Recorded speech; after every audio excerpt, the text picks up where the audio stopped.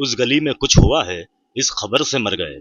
उस गली में कुछ हुआ है, इस खबर से मर गए। और फिर कुछ लोग मर जाने के डर से मर गए। और हुक्म था कि घर की दीवारों से बातें कीजिए, सख्त मुश्किल काम था, हम दर्द सर से मर गए। तूफानों से आंख मिलाओ, सैलाबों पर वार करो, मल्लाहों का चक्कर छोड़ो, तैर के दरिया पार करो। राहत इंदौरी साहब की अपनी शायरी के साथ में नजर आते हैं, उन कोशिशों को नाकाम करते हुए जो दुनिया को एक रंग में रखना चाहती है। हुकूमतों के पास अपने साधन होते हैं, वो बहुत सारे खेमे बनते हैं, बहुत सारे लोग हैं जो एक रंग की दुनिया देखना चाहते हैं, जो उनके भीतर की आग है निश्चित तौर पर सबको बर्दाश्त नहीं हो सकती, उसको झेल। इंदौर की पहचान, या ये हम कहें कि राहत इंदौरी शायरी की पहचान, जी हाँ, उस पहचान को बरकरार रखने के लिए इंदौर में जो है हर साल राहत की बात का आयोजन होता है। लगातार 5 साल से आयोजन हो रहा है। राहत इंदौरी परिवार के जो सदस्य हैं वही करते हैं। फैसल जी हमारे साथ हैं और उनके जो छोटे बेटे सतलज राहत दोनों हमारे साथ हैं। हम शुरुआत करते हैं फैसल जी से कि क्या कहेंगे, मतलब जो इस बार क्या खास है इस थीम में? राहत की बात, हर साल हम राहत साहब की सालगिरह पर ये प्रोग्राम करते हैं 1 जनवरी को, और इस बार राहत साहब की 75वीं सालगिरह है, तो उसका स्केल थोड़ा सा बड़ा करने की कोशिश की है। और तो पूरा एक दिन भर के प्रोग्राम की एक श्रृंखला है जो इस बार हम राहत की बात में करने वाले हैं। किस तरह से नया रूप है, मतलब इस बार जो है एक तरह से हम ये कहें कि बहुत सारे अलग अलग आयोजनों की शुरुआत हो रही है, कव्वाली भी होगी और स्टैंड अप कॉमेडी भी। अक्सर जो पिछले 4 सालों में हमने प्रोग्राम किए हैं उसमें या तो मुशायरा होता है या सेमिनार होता है।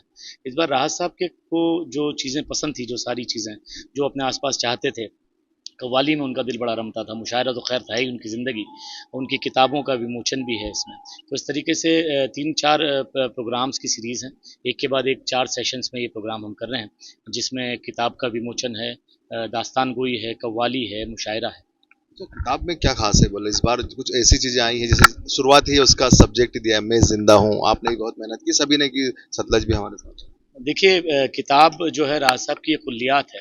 हमने जो अब तक के राहत साहब की शायरी की जितनी भी किताबें आई हैं, उन सारी किताबों को इकट्ठा किया। उन किताबों में जो जो कलाम था वो सारा तो इस किताब में है ही, साथ ही ऐसा बहुत सारा अनपब्लिश्ड कलाम जो आज तक किसी किताब में शाया नहीं हुआ, ना राहत साहब ने कहीं सुनाया, वो भी इस किताब में हमने इकट्ठा किया है और उसको साथ करके एक किताब हमने की शक्ल दी है। किताब का नाम मैं ज़िंदा हूँ राहत साहब की एक नज़्म से हमने लिया है, और वो नज़्म इस किताब की पहली रचना जो है वो इस किताब में वो नज़्म ही है। मतलब जो राज साहब की शायरी को आगे बढ़ा रहे हैं सतलज, अलग अलग डाइस पर आप नजर आते हैं, तो मैं जिंदा हूँ में क्या है, मतलब हम वही जानना चाहेंगे। जी, दरअसल क्या है कि राहत साहब की वजह से इतनी मोहब्बत मुझे मिलती है अक्सर, और हिंदुस्तान में निस्बतों का एहतराम है, आस्थाओं का सम्मान है, और उसी आस्था और निस्बत की वजह से लोग मुझसे इतनी मोहब्बत करते हैं, इतनी इज्जत करते हैं। मैं जानता हूँ कि मेरी कोई हैसियत नहीं है, हालांकि राहत साहब की वजह से ये जश्न है, राहत साहब की मौजूदगी पहले से ज़्यादा महसूस की जा रही है। और मुझे लगता है कि जो ये किताब मैं जिंदा हूँ आ रही है, इसमें वो शेर भी लोगों को सुनने को मिलेंगे जो आज तक राहत साहब ने ना स्टेज पे परफॉर्म किया, ना कहीं कहीं भी उन्होंने लोगों के सामने जाहिर किए।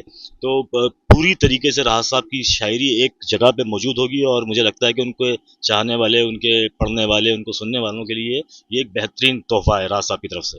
मैं जिंदा हूँ कि कुछ लाइनें हमारे दर्शकों को। जी, राहत साहब की तमाम शायरी उसमें मौजूद है। मैं उसमें से एक शेर आपको सुनाना चाहूँगा कि उस गली में कुछ हुआ है, इस खबर से मर गए।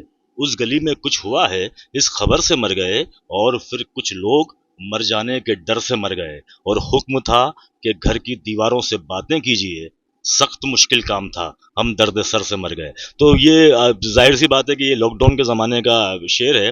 तो राहत साहब की पूरी ज़िंदगी का अक्स उस किताब में आपको दिखाई देगा, उनकी जवानी से लेके उनकी रुखसती तक। और मुझे लगता है कि राहत साहब जिस तरीके से इन दिनों छाए हुए हैं, और उनके सुनने, उनके पढ़ने वाले उनको याद करते हैं, तो ये किताब एक बहुत बड़ा सहारा बनेगी। बिल्कुल। फजल साहब, आपको एक चीज याद आ रही है आपको जो इस प्रोग्राम से, इस प्रसंग को लेकर आप हमारे साथ शेयर करना?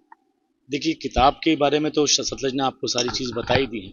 मुशायरे का मैं आपके साथ जिक्र करता चलूँ इसमें। मुशायरे में हमने कोशिश की है कि हिंदुस्तान की जो पहली पंक्ति के, पहली लाइन के जो सबसे सारे शोरा हैं, उन सबको हमने इकट्ठा यहाँ बुलाने की कोशिश की है और इस एक साथ इकट्ठा किया है। और इस मुशायरे में और इस किताब के विमोचन करने में, इसके रस्म इजरा में एक खासियत ये है कि सारे शायर मिलकर राहत साहब की इस किताब का इजरा करेंगे। हमने कोई चीफ गेस्ट इस मुशायरे में, इस प्रोग्राम में नहीं। मतलब शायर के बाद जो है शायर भी करेंगे। जी हाँ, शायर की बात, राहत साहब की बात, राहत साहब के साथ जो रहे हैं ज़िंदगी भर, जिन्होंने सफ़र किया राहत साहब के साथ, जो राहत साहब की कई रातों के साथी रहे, वो लोग ही सब राहत साहब की शायरी को लोगों के हाथों में सौंपेंगे। तो शायरी की बात हो रही तो आप भी कुछ सुनाना चाहेंगे जो आपको याद आ रहा हो? मुझे तो राहत साहब के कई शेर याद आते हैं। मैं एक शेर सुना देता हूँ आपको कि तूफ़ानों से आँख मिलाओ, सैलाबों पर वार करो, मल्लाहों का चक्कर छोड़ो, तैर के दरिया पार करो। बिल्कुल देखा जिस तरह से आपने राज साहब का जो उनकी जो विरासत है, जो शायरी है, उसको आगे बढ़ाने के लिए जो है फैसल और सतरत और पूरी टीम, जो जितने भी शोरा इकराम है वो सभी लगे हुए हैं। 1 जनवरी 2025 साल का पहला दिन इंदौर वासियों के लिए जो हम ये कहें कि कला को लेकर जो है याद करने वाला दिन साबित होगा। सहयोगी के साथ में समीर खान।